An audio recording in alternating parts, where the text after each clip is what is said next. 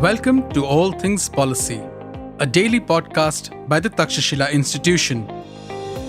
We are a bunch of policy nerds based in Bengaluru, and we like bringing fresh perspectives to Indian affairs and Indian perspectives to global affairs. So grab a cup of coffee, sit back, and join us for today's chat. Hello and welcome to this episode of All Things Policy. My name is Shubhankita and I'm joined today by Bharat Reddy.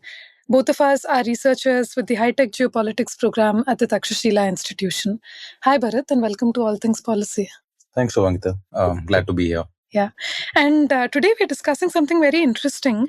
I think the issue of copyright and monetization of content by the rightful creators of that content has been quite contentious since large language models and generative AI has taken off a couple years now.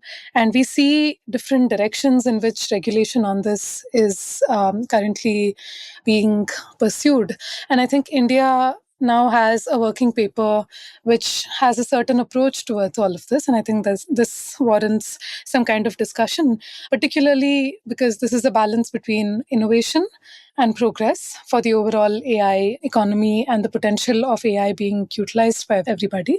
But at the same time, are the rightful owners and the creators being compensated in a way that's fair, transparent, and just? So I think that really is the tussle here.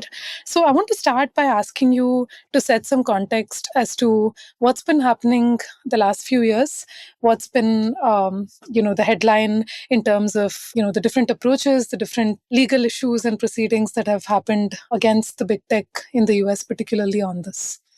So I think it's interesting to see what's been happening in this space.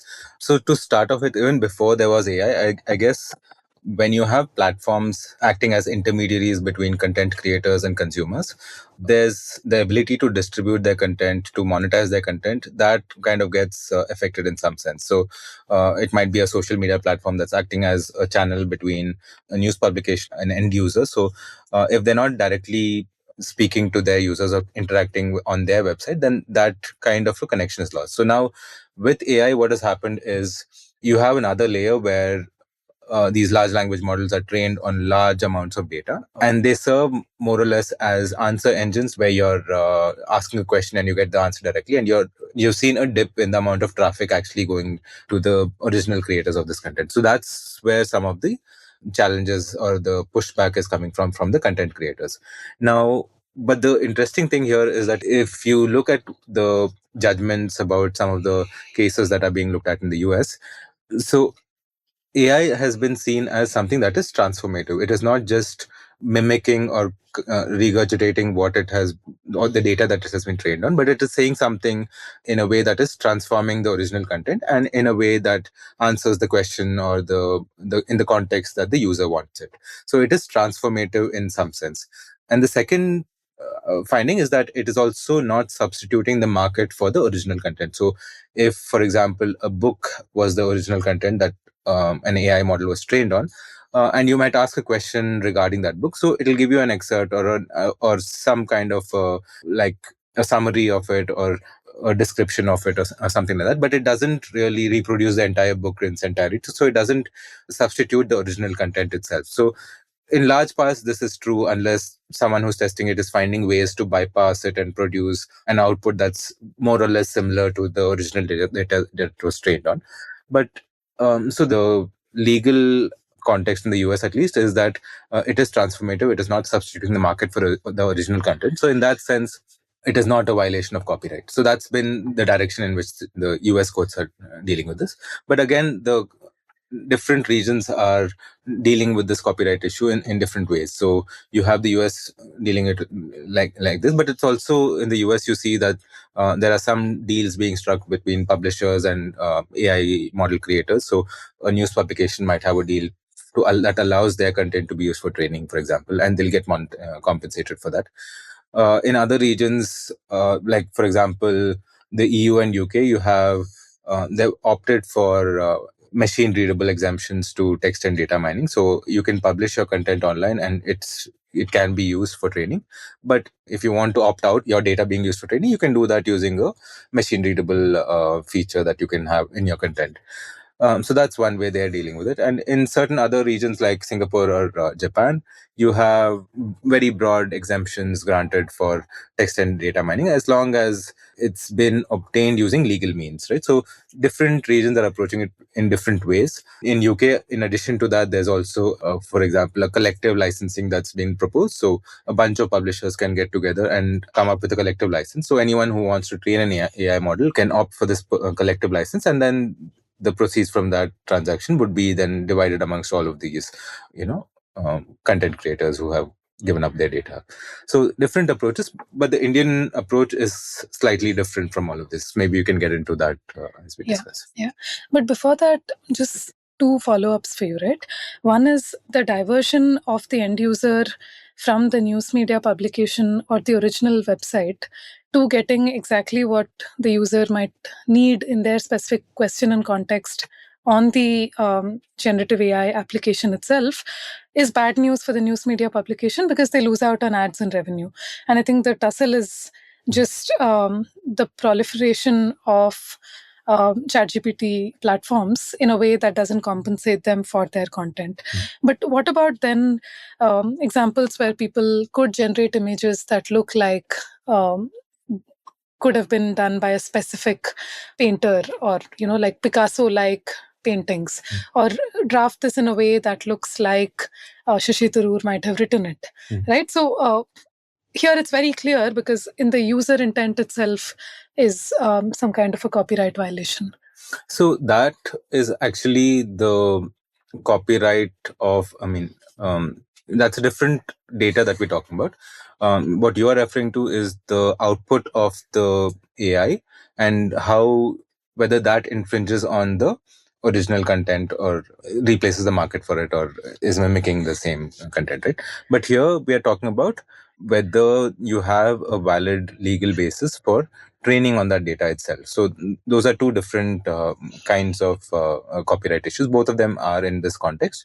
But again, in terms of the output, it raises a lot of questions about how much of it was the input of the creator of this content. You can ask an AI to generate something in the form of somebody else. So that's again an ongoing debate, and that needs to be settled. But these are two different issues in some sense. So one is on, do you have the access to train on something, and the second is, does the output infringe on the copyright of the data, right? Understood. So broadly, in the US at least, the court proceedings have favored the big tech in this regard. Okay. So let's come to the Indian context, and specifically this working paper on which you've written an opinion piece also, and we'll link that in the show notes here.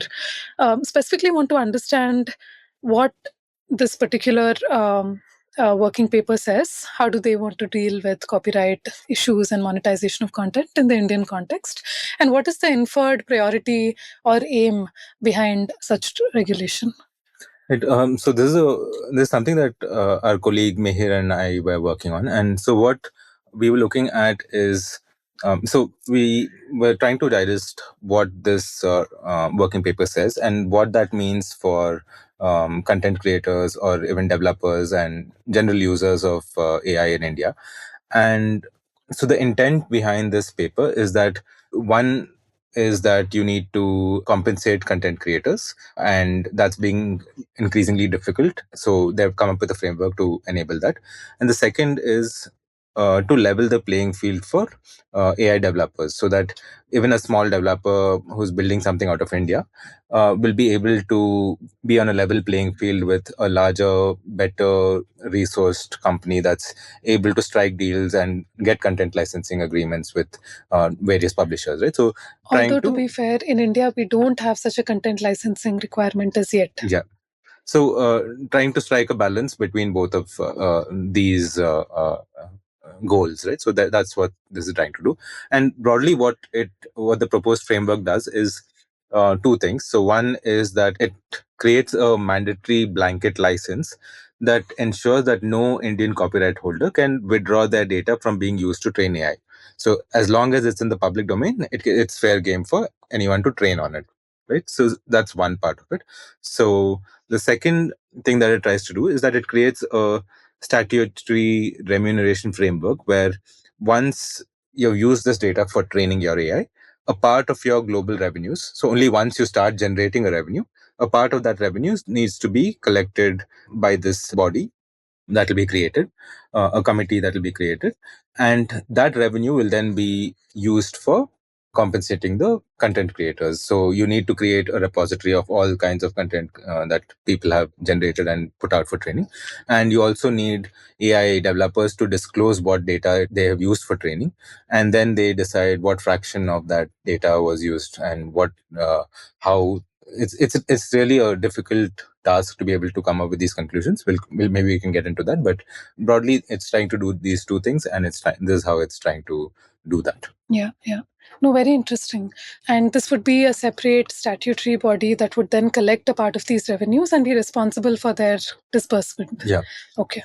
So it's a collective of sorts. So it'll have representations from different kinds of content creators. And so that body will decide a part of the global revenues of this firm needs to be given to this collective to compensate for their data being used for this thing. And then they will decide amongst these different copyright holders who gets what part of the pie. Understood. And Mihir and you've argued that quite definitively, actually, that this is a bad idea.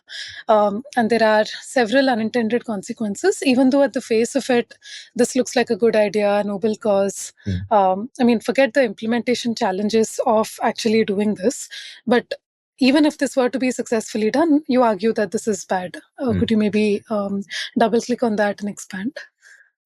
So the first is, I think a lot of others are also written, legal experts have also opined that the legality of this framework itself is questionable.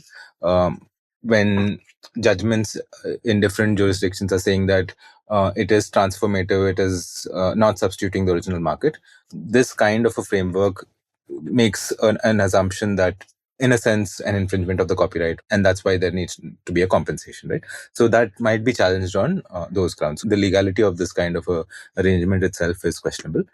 And secondly, generative AI models are typically probabilistic in nature. So if you look at a large language model, it tries to generate one word after another based on the most likely probability of the next word being something, right? So, and that reflects the probability distribution in the original content that it was trained on. So if it sees that, if you say that the early bird gets a dash, and a lot of the data that it would have been trained on, the last word would have been the worm, right? So, and it completes it with that kind of a word. Now, in this kind of training, you see that there is a probability for the next word, and it goes on completing that sentence. And that sentence seems to make sense to us because it reflects the kind of data that's out there.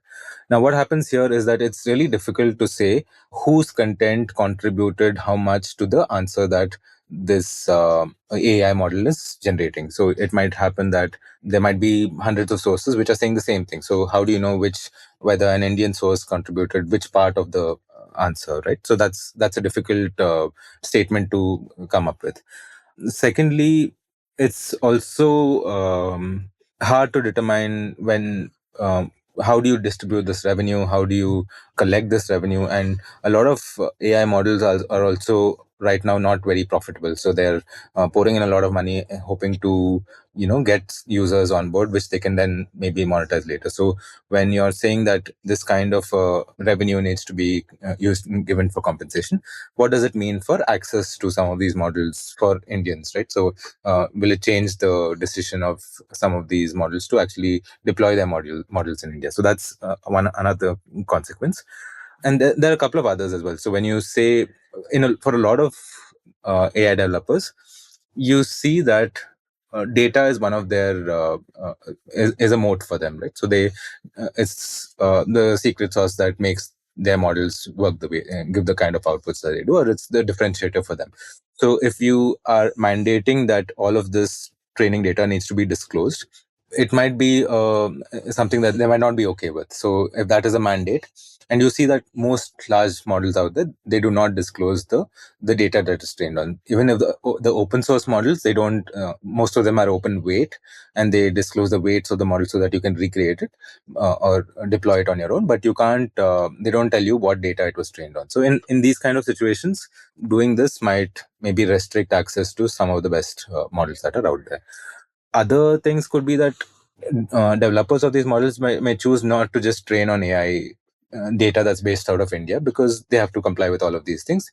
And if they do that, then you'll have AI models that are not really representing Indian context, Indian points of view, and so on. Right? So it's a really difficult kind of a situation for developers and other users as so well. it stifles innovation at the cost of compensating creators, which again is not an exact science and is bound to be. So it's in both ways like a lose-lose.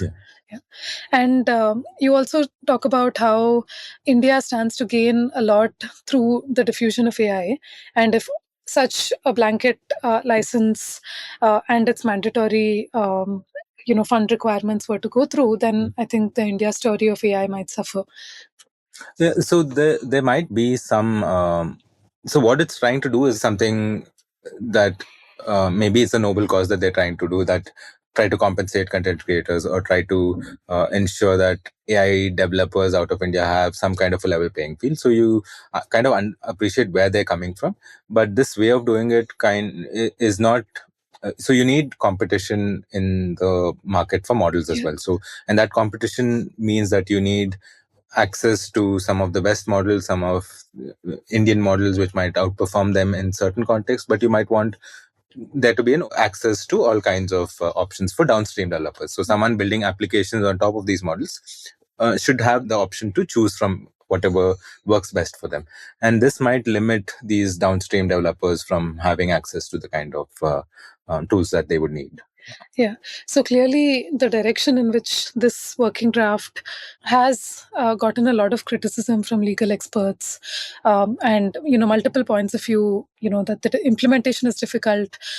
Firstly, AI is not explainable in and of itself. Generative AI, even less so. And so, this is going to be a challenge. And it's amazing how much the state seems to sort of overestimate its own capacity to do all of this. So if this is not, the right direction to go, what perhaps are better ideas? Maybe these are things that other jurisdictions are doing. Maybe these are recommendations that other people have put out. But what sounds to you as a reasonable way to tackle? Because the problem is real, and it's a tough one. So I guess some of the ways in which others are approaching us, we can take some inspiration from that. So you have, say for example, what's being done in the EU, where you have an opt-out mechanism, and that can be a machine readable format where it allows publishers to not have their content to be trained by AI.